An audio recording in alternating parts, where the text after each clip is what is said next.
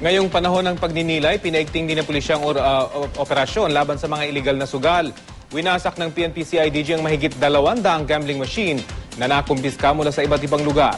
Mula sa Camp Crame sa Quezon City, may ulat on the spot si Ian Cruz. Ian?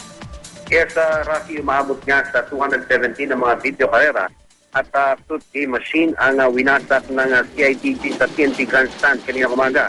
Ayon kay Chief Superintendent Francisco Yami, ang hepe ng CIDG, ang mga video karera at suit game machine ay bunga ng 3 araw na operasyon ng CIDG NCR, Central Luzon at ng Calabar Zone. Karamihan nga sa mga machine nakuha sa mga komunidad at ang mga bata ang karaniwang nalululong sa mga iligal na makina. Kaya ang pagkumpiska sa mga ito, paglalayo rin daw sa bisyo sa hanay ng mga kabataan na operasyon ay bahagi pa rin umano ng anti-illegal gambling operation.